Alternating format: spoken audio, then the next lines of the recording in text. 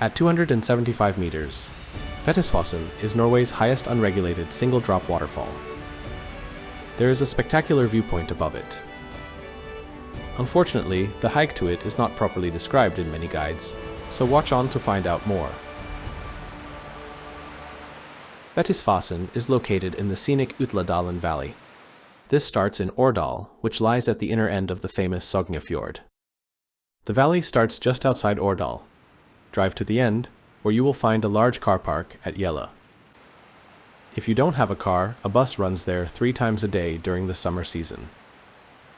Most of the hike is on the road through the Utladalen valley. There are several impressive waterfalls along the way. Follow the road to begin with. The first waterfall, the Hyljefossen, is right at the car park. It is 240 meters high.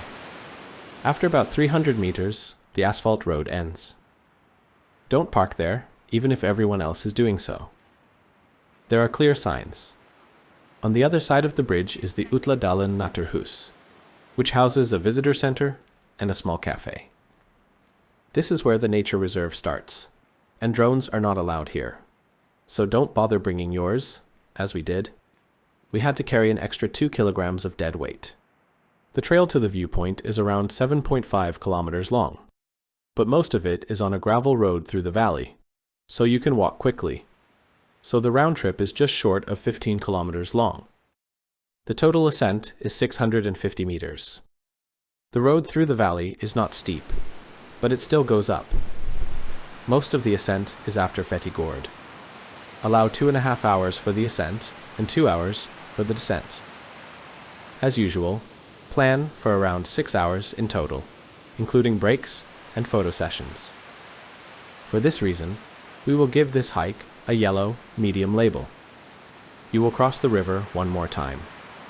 Under the bridge, you will see a gorge with rapids, and then you will pass the next waterfall, Avdalsfossen. This one is 175 meters high. Above the waterfall, you will find Avdalsfjord, a mountain farm. You can take a hike there and stay overnight during the summer season.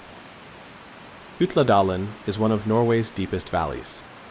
It connects the Sognefjord with the Jotunheimen Mountains. As such, it is a popular destination for hikers, especially those doing multi-day hikes between cabins.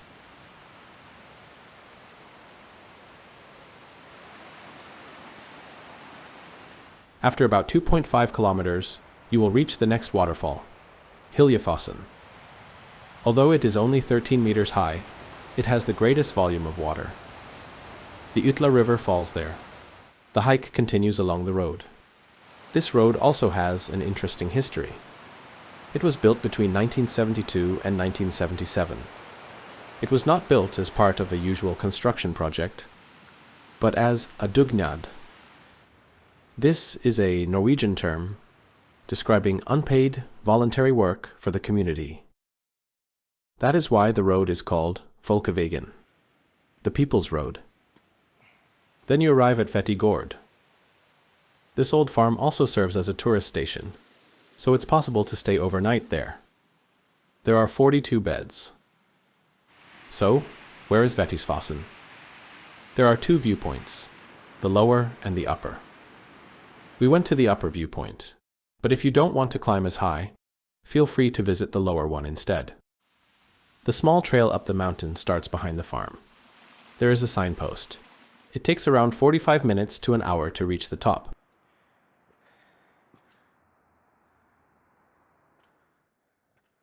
You will pass between 2 small walls. Shortly afterwards, you will reach a swamp where there are multiple signs. Unfortunately, it's not as well marked as before. Follow the path to the left, marked Skogedalsbøen via Vettisfossen. From there, it's 600 meters to the viewpoint. You will be able to hear Vettisfossen before you reach it. Halfway along, you will cross 2 bridges and then follow the path.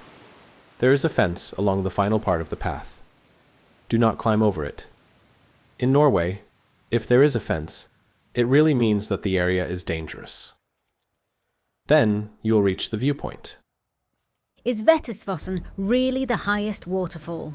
I've heard of higher ones. Vettisfossen is the highest unregulated single-drop waterfall. There are taller ones, but they are either made up of several drops or regulated for electricity production. However, due to its beauty, Vettisfossen was put under protection in 1924. So, how do you get back? The same way, unless you have a lot of time and want to hike to Vettismorki around the Ulsnanosi mountain, following the stream that feeds Hyljefossen. But be aware that's an 8 to 9 hour hike in total. We hope you now have all the information you need to visit Vettisfossen. We were surprised ourselves that the hike took much longer than we expected, as many guides said it was a quick hike. However, spending half a day on the hike does not seem quick to us. If you enjoyed this video, you might like to watch one of these others, which we think you'll find interesting.